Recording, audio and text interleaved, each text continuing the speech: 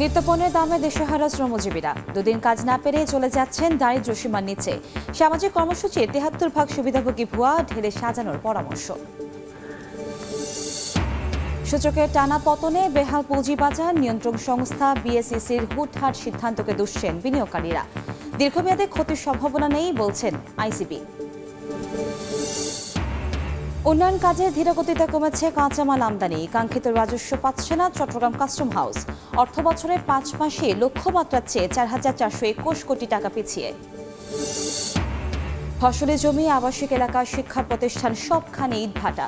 রাজবাড়ীতে পরিবেশ দূষণের স্বাস্থ্য ঝুঁকি চরমে। মুন্সিগঞ্জে কাঠ পোড়ানোয় হুমকির মুখে জীববৈচিত্র্য।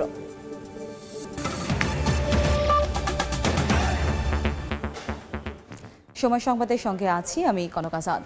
পণ্যের বাজারে যখন আগুন, তখন শ্রম বিক্রি করে জীবনযাপন করা মানুষকে ফিরতে হচ্ছে খালি হাতে।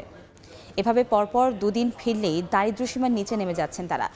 শ্বেতপত্র কমিটি এমন তথ্য দিয়ে বলছে, দরিদ্র এই জনগোষ্ঠীর জন্য যে সামাজিক কর্মসূচি চালু আছে তাতে ৭৩ ভাগই ভুয়া সুবিধাভোগী। তাই চলমান কর্মসূচিকে ঢেলে সাজানো এবং বৈষম্য কমানোতে জোর দিচ্ছেন অর্থনীতিবিদ। জিনাতারা যশোয়ার রিপোর্ট। দিনের আলো ফোটার পরপরই মোহাম্মদ নাইমের রাস্তার এক কোণে বসে অপেক্ষা। উদ্দেশ্য একদিনের জন্য নিজেকে বিক্রি করা। বাজারে জিনিসপত্রের দামের আগুনে হাত পুড়ছে ক্রেতার। তবে শ্রম বিক্রি করতে আসা এ বাজারে নাইমের দাম কেবলই কমতির দিকে। তবুও সব দিন পান্না কাজ, থাকতে হয় কর্মহীন। একদিন পাই না, এরকম ভাবে কাম করতে হয়। মূর্খ হয়ে গেছি, আমি পড়ালেখা করতে পারি নাই, কারণ দুইটা বাইরেও বাধ্য হয় না, দুইটা বাইরেও কাম করতে হয়। ভোর হলে রাজধানীর বিভিন্ন এলাকায় কাজের অপেক্ষায় থাকেন নাইমের মতো শত শত মানুষ। এখানে যারা কাজের জন্য অপেক্ষা করছেন তারা একদিনে যা আয় করেন তা দিয়ে মোটামুটি দারিদ্র্যসীমা পার করে যান। কিন্তু শ্বেতপত্র কমিটির প্রতিবেদন বলছে, যারা কোনো মতে দারিদ্র্যসীমা পার করছেন তারা এতটাই দারিদ্র্য ঝুঁকিতে আছেন যে দুদিন কাজ না পেলেই দারিদ্র্যসীমার নিচে চলে যেতে পারে। এবং এখানে যারা অপেক্ষা করছেন তারা বেশিরভাগই কাজ পাচ্ছেন না ৪ থেকে ৫ দিন ধরে। একটা না মনে করেন ৭ দিনও হয় না, আমি একচোটে দেশে গেছি, পরে আবার ধার উদ্ধার করে আবার আইসি। ৭টার সময় আইসি, ৮-৯টা ঘন্টা বই থেকে কাম না হলে যাই। এই মাস বইরেই কাম নেই। ৩.৫ মাসে ১৫ দিন কাম, সপ্তাহে পর একদিন। পিছিয়ে পড়া জনগোষ্ঠীকে এগিয়ে নিতে আছে সরকারের সামাজিক সুরক্ষা কর্মসূচি, সেখানেও শুভঙ্করের ফাঁকি। শ্বেতপত্র প্রতিবেদন বলছে ২০২২ সাল পর্যন্ত এই কর্মসূচির আওতায় সুবিধাভোগীর মধ্যে ৭৩% ভুয়া। আবার যা পাচ্ছেন সেটাও প্রয়োজনের তুলনায় নগণ্য। সামাজিক সুরক্ষা খাতে একজন বয়স্ক, বিধবা, প্রতিবন্ধী যখন ভাতা পান মাত্র ৫০০ থেকে ৮০০ টাকা, তখন একই খাতে মোটা অঙ্কের টাকা চলে যায় সরকারি, আধা সরকারি, চাকরিজীবী ও বিভিন্ন ধরনের অবসর ভাতায়। বিশেষজ্ঞরা বলছেন, দারিদ্রতার সঙ্গে লড়াই করা মানুষের সংখ্যা কমাতে বাড়াতে হবে কর্মসংস্থানের সুযোগ। আর দিচ্ছেন ভুয়া সুবিধাভোগী ঠেকাতে সামাজিক সুরক্ষা কর্মসূচিকে ঢেলে সাজানোর পরামর্শ। কিছু কিছু কর্মসূচি এগুলো আসলে সামাজিক নিরাপত্তা কর্মসূচি না, অন্তর্ভুক্ত নাও হতে পারে। তো সেটি আমার মনে হয় এখন একটা সময় এসছে যে এগুলোকে একটু রিভিউ করে সেটা ministry of social welfare, ministry of finance, অর্থাৎ এই যে সামাজিক সুরক্ষা খাতের যারা এটার সাথে সংশ্লিষ্ট, particularly cabinet division, general economic division, সবাই মিলে বসে আমার মনে হয় সেগুলোকে আইডেন্টিফাই করা যেতে পারে। দারিদ্র্য পরিস্থিতি চোখে আঙুল দিয়ে দেখাচ্ছে ধনী গরিব বৈষম্যের প্রকট চিত্র। শ্বেতপত্রের প্রতিবেদন জানাচ্ছে ১০ ভাগ ধনীদের হাতেই দেশের ৮৫% সম্পদ কুক্ষিগত হয়ে আছে। জিনাতারা যশোয়া, সময় সংবাদ, ঢাকা। সূচকের টানা পতনে বেহাল ঢাকার পুঁজিবাজার। গেল সপ্তাহে লেনদেনও ঠেকেছে তলানিতে। বিনিয়োগকারীরা দুষছেন নিয়ন্ত্রণ সংস্থা বিএসইসির হুটহাট সিদ্ধান্তকে। ভালো কোম্পানির শেয়ারের দাম কমলেও দীর্ঘমেয়াদে ক্ষতির সম্ভাবনা নেই বলে জানান পুঁজিবাজারে তারুণ্যের যোগানদাতা প্রতিষ্ঠান আইসিবির চেয়ারম্যান আবু আহমেদ। বিস্তারিত মহির মারুফের প্রতিবেদনে। বিজয়ের মাসের দ্বিতীয় সপ্তাহ ডিসেম্বরের ৮ থেকে ১২ তারিখ। প্রথম সপ্তাহের সঙ্গে তুলনা করলে এই ৫ কার্যদিবসে দেশের প্রধান পুঁজিবাজার ঢাকা স্টক এক্সচেঞ্জের মূল সূচক ডিএসইএক্স কমেছে ৯১ পয়েন্ট। শুধু সূচকের পতন না, সপ্তাহের প্রথম কার্যদিবস রোববার ডিএসইতে লেনদেন নেমেছে ২০০ কোটির ঘরে, যা অন্তর্বর্তীকালীন সরকারের সময়ে সর্বনিম্ন। সাধারণ বিনিয়োগকারীরা বলছেন বাইব্যাক আইন চালু না করা, মার্জিন ঋণ বহাল রাখা আর নিয়ন্ত্রক সংস্থার ঘন ঘন সিদ্ধান্তে বাজারের এই বেহাল দশা। মার্কেটে বেচে কেনাও নাই আর বাড়ার কোনো লক্ষণ দেখতেছি না, আমাদের তা আশা শেষ।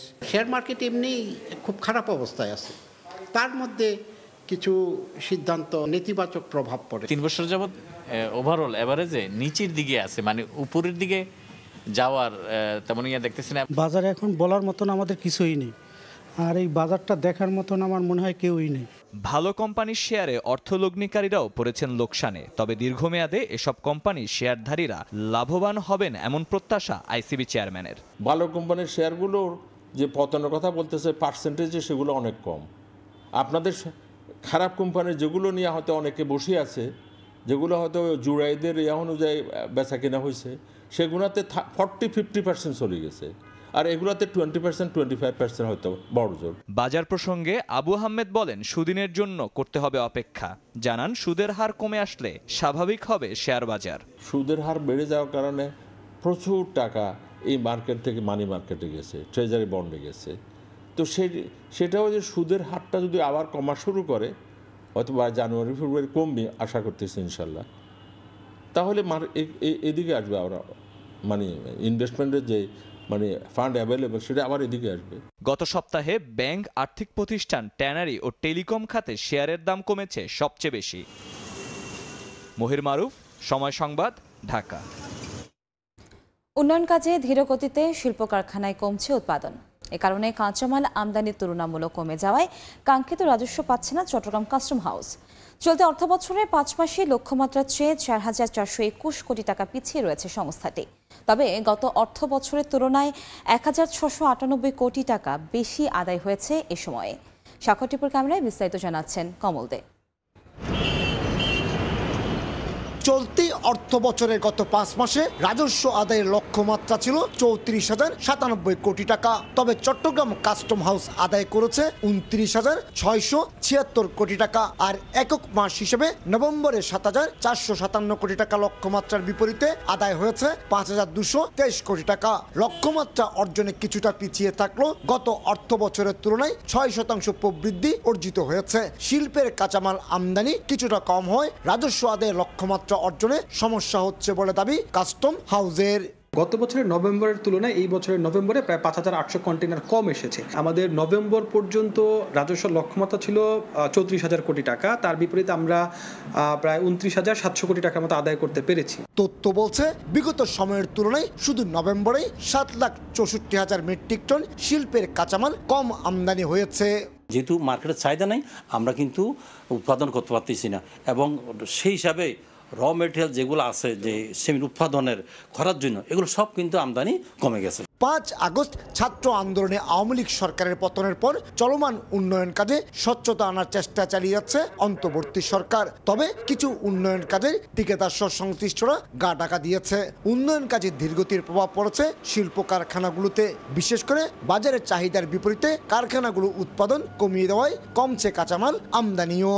উন্নয়নমূলক কাজ খুব কম, এই কারণে আমদানিও কম, বিক্রিও কম। সেই হিসাবে আমাদের কাঁচামালের আমদানিও কম। এর থেকে উত্তরণের পথ হচ্ছে যে আমাদের দেশের কিছু উন্নয়নমূলক কাজ আবার চালু করতে হবে। চালু করলে পরে এই শিল্পটা আবার ঘুরে দাঁড়াবে। 2022-23 অর্থ বছরে 74,204 কোটি টাকার বিপরীতে 61,350 কোটি টাকা এবং 2023-24 অর্থ বছরে 77,616 কোটি টাকা লক্ষ্যমাত্রার বিপরীতে 68,866 কোটি টাকা রাজস্ব আদায় করেছিল চট্টগ্রাম কাস্টম হাউস।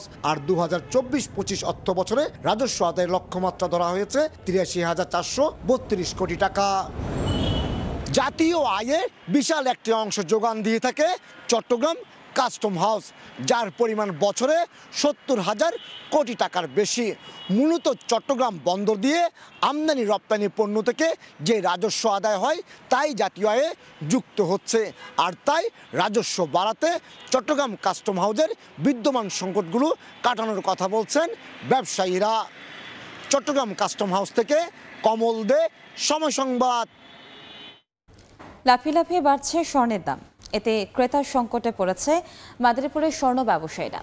সাধ্যের মধ্যে স্বাদ মেটাতে না পেরে সিটি গোল্ডের দিকে ঢুকছেন অনেক নারী। আবার কাজ না থাকায় অলস সময় কাটাচ্ছেন শ্রমিক কর্মচারীরা। স্থানীয় পর্যায়ে স্বর্ণশিল্পকে টিকিয়ে রাখতে সরকারি প্রণোদনার দাবি ব্যবসায়ী নেতাদের। সঞ্জয় কর্মকার অভিজিতের রিপোর্ট, ছবি তুলেছেন শাহাদাত আকন। মাদারীপুর শহরের পুরান বাজার জেলার সবচেয়ে বড় স্বর্ণকার পট্টি। 6 মাস আগেও যেখানে ক্রেতাদের পদচারণায় মুখর থাকত দিনের বেশিরভাগ সময়, সেখানে এখন কেবলই শুনশান নীরবতা। এখানকার অধিকাংশ দোকানে ক্রেতা সংকটে ভাটা পড়েছে বিক্রি।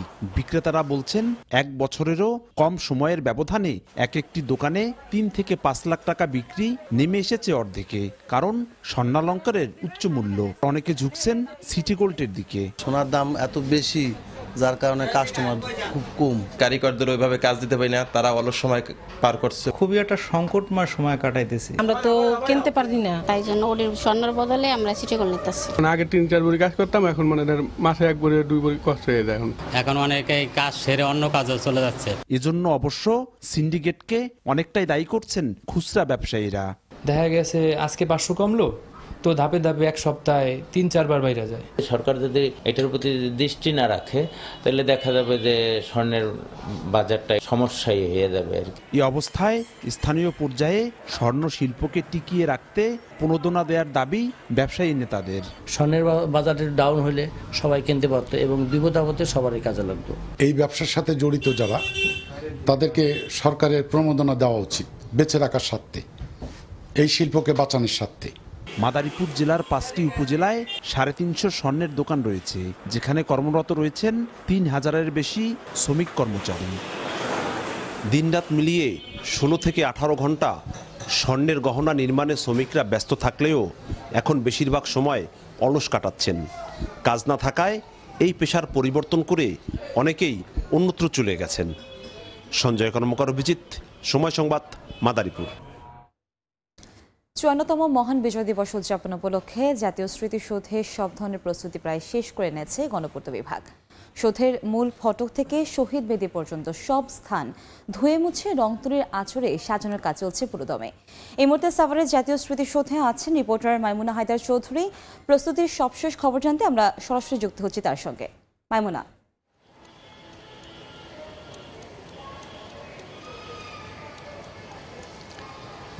আর মাত্র কয়েক প্রহর পরেই জাতির বীর সন্তানদেরকে শ্রদ্ধা জানাতে লাখো জনতার ঢল নামবে সাভারের জাতীয় স্মৃতিসৌধে।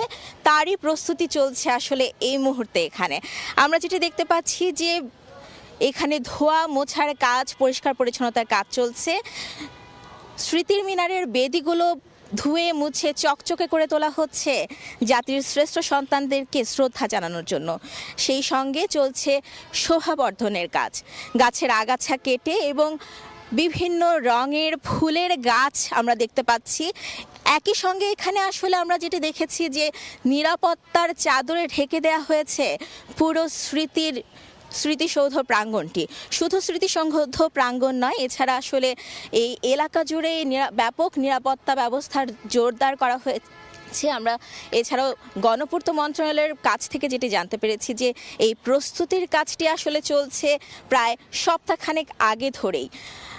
প্রতিবারের মতোই আসলে যেহেতু বিজয় দিবসকে উদযাপনের জন্য ব্যাপক প্রস্তুতি চলে, এবারেও তার ব্যতিক্রম নয়।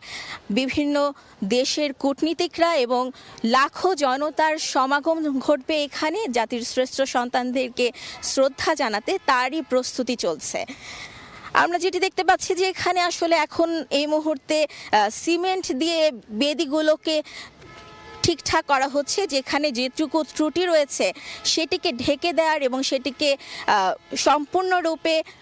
পরিপূর্ণরূপে আসলে পরিষ্কার পরিচ্ছন্নতার কাজটি দ্রুত গতিতে চলছে। যেহেতু আর কয়েক প্রহর পরেই আসলে আমাদের সেই মহান বিজয় দিবসটি আসছে এবং তারই প্রস্তুতির জন্য এই স্মৃতিসৌধ প্রাঙ্গণে চলছে পরিষ্কার পরিচ্ছন্নতার কাজ। আমরা সরাসরি যুক্ত ছিলাম জাতীয় স্মৃতিসৌধ থেকে। নেই পরিবেশ অধিদপ্তরের ছাড়পত্র, করছেন না আইনের তোয়াক্কাও। রাজবাড়ীতে ফসলি জমি, আবাসিক এলাকা ও শিক্ষার প্রতিষ্ঠানের পাশে গড়ে তোলা হয়েছে একের পর এক অবৈধ ইটভাটা।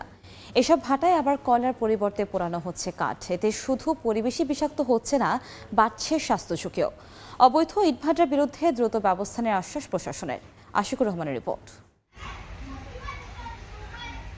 এক পাশে সরকারি প্রাথমিক বিদ্যালয়, অন্য পাশে ফসলি জমি, মাঝখানে অবৈধ ইটভাটা, যার বিষাক্ত ধোঁয়ায় দূষিত হচ্ছে পরিবেশ। স্বাস্থ্য ঝুঁকি নিয়েই ক্লাসে কোমলমতি শিক্ষার্থীরা। পদ্মাপাড়ের জেলা রাজবাড়ীর ৫ উপজেলায় ফসলি জমি, আবাসিক এলাকা ও শিক্ষা প্রতিষ্ঠানের পাশে গড়ে উঠেছে এমন অসংখ্য ইটভাটা। ভাটায় যে কালো ধোঁয়া, সেটা আমাদের শ্বাস বন্ধ হয়ে আসে। ট্রাক চলায় আমাদের গায়ে ময়লা পড়ে, তারপরে ধুলা উড়ে, এটার জন্য আমাদের সমস্যা হয়। স্থানীয়রা জানান, বেশিরভাগ ইটভাটার নেই প্রশাসনের লাইসেন্স ও পরিবেশ অধিদপ্তরের ছাড়পত্র। এসব ভাটায় কয়লার পরিবর্তে পোড়ানো হচ্ছে কাঠ। বিষাক্ত ধোঁয়ায় ক্ষতিগ্রস্ত হচ্ছে গাছপালা, কমে গেছে ফসলের উৎপাদন। এজন্য প্রশাসনের গাফিলতিকে দুষছেন স্থানীয়রা। গাছপালা লাগানোর সময় কোনো সবজি ভালো মতন হয় না, কোনো ফল হয় না। আমাদের দাবি এটা বন্ধ করে দেওয়া হোক ভাটা। অবৈধ এসব ইটভাটার বিরুদ্ধে দ্রুত ব্যবস্থা নেয়ার আশ্বাস জেলা প্রশাসন ও পরিবেশ অধিদপ্তরের। মোট 27টি ইটভাটায় এখন পর্যন্ত নোটিশ করেছি, কার্যক্রম বন্ধের জন্য নোটিশ করেছি। পরিবেশের ছাড়পত্র সহ সেই ধরনের বৈধ কাগজপত্র যাদের থাকবে না, আমরা তাদের বিরুদ্ধে আইনানুগ ব্যবস্থা গ্রহণ করব। পরিবেশ অধিদপ্তরের তথ্য মতে রাজবাড়ী জেলার 70টি ইটভাটার মধ্যে অনুমোদন আছে মাত্র 20টির। আশিকুর রহমান, সময় সংবাদ, রাজবাড়ী। সর্বস্তরের মানুষের শ্রদ্ধা নিবেদনের জন্য 21শে পদকপ্রাপ্ত রবীন্দ্রসঙ্গীত শিল্পী পাপিয়া সারোয়ারের মরদেহ কেন্দ্রীয় শহীদ মিনারে নিয়ে আসা হয়েছে। সেখানে আছেন আমাদের রিপোর্টার জান্নাতুল দোলনা। আমরা সরাসরি যাচ্ছি তার কাছে। দোলনা, চলে গেলেন 21শে পদকপ্রাপ্ত বরেণ্য রবীন্দ্রসঙ্গীত শিল্পী পাপিয়া সারোয়ার। গতকাল সকাল ৮টার সময় রাজধানীর একটি বেসরকারি হাসপাতালে তিনি শেষ নিঃশ্বাস ত্যাগ করেন এবং তারপর তাকে বারডেমে হিমঘরে রাখা হয় এবং আজকে সকালে বারডেম থেকে তাকে সরাসরি ছায়ানটে নিয়ে যাওয়া হয় তার দীর্ঘদিনের কর্মস্থলে তাকে নিয়ে যাওয়া হয় এবং সেখানে তাকে শ্রদ্ধা নিবেদন করা হয় এবং তারপরে সকাল 10টা থেকে তাকে কেন্দ্রীয় শহীদ মিনারে নিয়ে আসা হয়। এখানে সর্বস্তরের শ্রদ্ধা নিবেদনের জন্য তার মরদেহ রাখা হয়। পরিবারের লোকজন এবং তার সহকর্মীরা এবং সর্বস্তরের মানুষ এখানে এসে তার প্রতি শ্রদ্ধা নিবেদন করছেন এবং তার স্মৃতির কথা মনে করছেন। রবীন্দ্রসঙ্গীতে যে তার তার আমূল অবদানের কথা কিন্তু সবাই মনে করছেন এবং এমন একটি সময়ে তার চলে যাওয়াকে কিন্তু সবাই বলছেন যে এটি দেশ, জাতি এবং সংস্কৃতি অঙ্গনের জন্য কিন্তু একটি অপূরণীয় ক্ষতি, যেটি এই মুহূর্তে আসলে তার পথ, তার দিক নির্দেশনা যেটি ছিল সেই দিকে নতুন প্রজন্মকে ধাবিত করা ছাড়া আর কিন্তু কোনো উপায় নেই। এবং তিনি কিন্তু স্কুল করেছেন, গানের স্কুল করেছেন এবং রবীন্দ্রসঙ্গীতের সঙ্গে জীবনের শুরু থেকে তার সহকর্মীরা বলছিলেন তার সকাল হতো রবীন্দ্রনাথ এবং রবীন্দ্রসঙ্গীতের সঙ্গে এবং তার শেষ হতো জীবনের শেষ পর্যন্ত তিনি দীর্ঘদিন ক্যান্সারে আক্রান্ত থাকলেও তিনি কিন্তু রবীন্দ্রনাথকে ভালোবেসেছেন, তিনি রবীন্দ্রনাথের সঙ্গে ছিলেন, রবীন্দ্রসঙ্গীতকে ভালোবেসেছেন। তার সহকর্মীরা তাকে বলছেন এবং খুবই দুঃখ ভারাক্রান্ত হৃদয়ে তাকে মনে করছেন যে তিনি যদি থাকতেন হয়তো এই রবীন্দ্রসঙ্গীতকে তিনি আরও সামনের দিকে এগিয়ে নিয়ে যেতেন। এই ছিল আমার কাছে কেন্দ্রীয় শহীদ মিনার থেকে সর্বশেষ। আমরা সরাসরি যুক্ত ছিলাম কেন্দ্রীয় শহীদ মিনার থেকে। নারায়ণগঞ্জে শীতলক্ষা ঘেঁষে গড়ে উঠেছে শত শত কারখানা। এগুলোতে বর্জ্য পরিশোধনকারী ইটিপি প্ল্যান্ট না থাকায় ডোবা খাল হয়ে বিষাক্ত বর্জ্য পড়ছে নদীতে। দূষণে ময়লার ভাগাড়ে পরিণত হয়েছে শীতলক্ষা, মরছে জলজ প্রাণীও। তাই কারখানাগুলোতে ইটিপি প্ল্যান্ট ব্যবহার নিশ্চিতের দাবি স্থানীয়দের। সৈকতের তথ্য, আরিফ হোসেনের ছবি নিয়ে রিপোর্ট।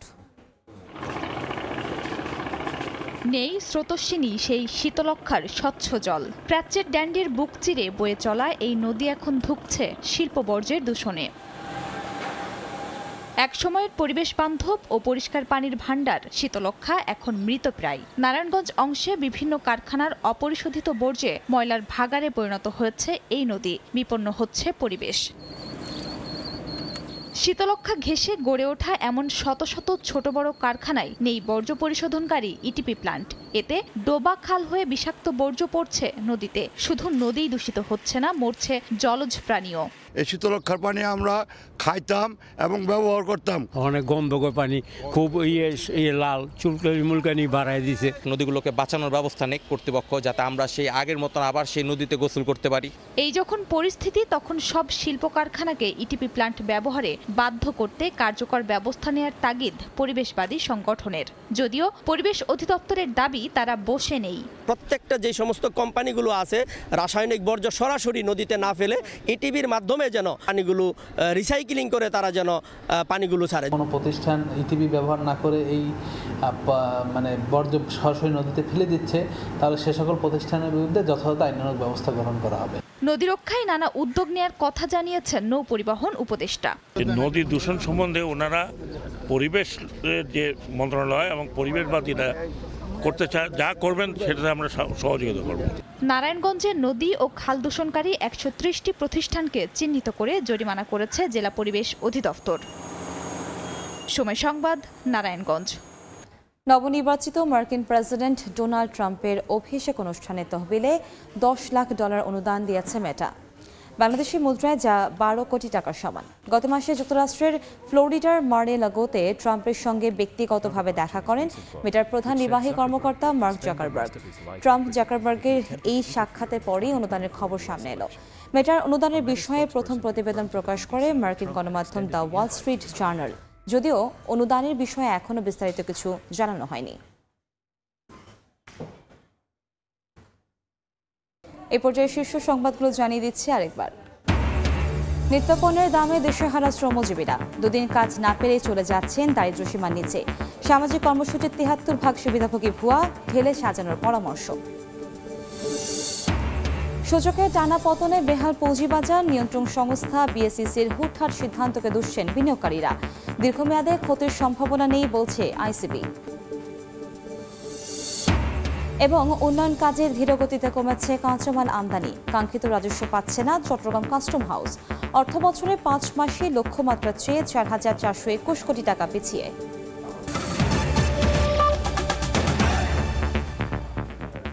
এ ছিল সময় সংবাদে, সঙ্গেই থাকুন সময়ের।